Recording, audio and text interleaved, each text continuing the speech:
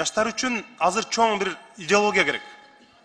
Союзбек мырза, бүт ушу мамлекеттик телеканалдар массалык маалымат каражаттары аркылуу жаштардын идеал туткан, жаштарга өрнөк боло турган, үлгү боло турган адамдарды биз абдан чоң пропаганда кылыш керек. Азыр жаштардын көпчүлүгү жанагы эрежесиз мушташкан, жана кызыл, жанагы канжалаган бир эрежесиз мушташ деп ошолордун баарын идеал тутуп алды.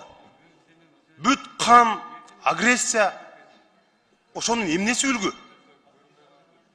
Жаштарда эртең ким болосуң десең, Хабиб болом дейт мисалы көпчүлүгү. Мына ошого окшогондорду биз жанагы туура эми Кыргызстандын желегин көтөрүп аткан спорттун жанагы бардык тармагын колдошубуз керек. Бирок жанагы олимпийский вид спорта ошондон жеңген. Экинчиден, Союзбек мырза, Олимпиададан дүйнөнүн ар кайсы шаарларынан биздин интеллектуал жаштарыбыз Олимпиададан ар кандай алтын медалдарды, күмүш медалдарды, коло медалдарды алып келип атат. Ошолорду тосуп, физикадан, биологиядан, IT технология боюнча ошол бир интеллектуал жаштарыбызды бир пропаганда кылбайлыбы? Жанагы эле жана мушташкандарды эмес. Илимге, билимге сугарылган ошол жаштарды бир алып чыксаңар. Ошол жаштарга бекер телеканалдардан жанагындай роликтерди кылып, Кыргызстандын бүт аймактарга алып барып, мына ушул Олимпиададан алтын медаль утуп келди деп. Мына жеке менчик мектептер, мамлекеттик мектептер, ошолор чын эле бир Олимпиададан илим менен билимди туу туткан жаштарды өрнөк кылышыбыз керек. Андай жаштар бизде бар. Аэропорттон тосуп алганда ошолорду тосуп албай эле жанагы канжалаган бир агрессия болгон эмелерди караганда биз ошолорду мындай пропаганда кылганыбыз туура болмок.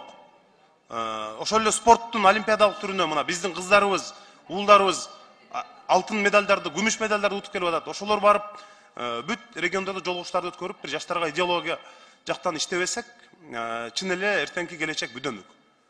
Мына 2015 жылы Кыргызстандан Америкага кетебиз, ошол жакта туруктуу жашайбыз деп грин картага тапшыргандардын саны 30 миңдин тегерегинде болгон.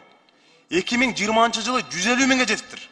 Биз Кыргызстандан көчүп кетебиз, ошол жакта туруктуу жашайбыз, бизге жанагындай жашыл карта бергиле деп документтерин тапшырган. Жылына 150 миң адам Кыргызстандан кетебиз, ошол жакта жашайбыз деп атат. Мына мунун үстүнөн иштебесек кеч болуп калат да кийин. Рахмат. Рахмат, Жанар Кубанович. Эске алабыз. Бул долбоорлорду иштеп чыгабыз буюрса. Рахмат.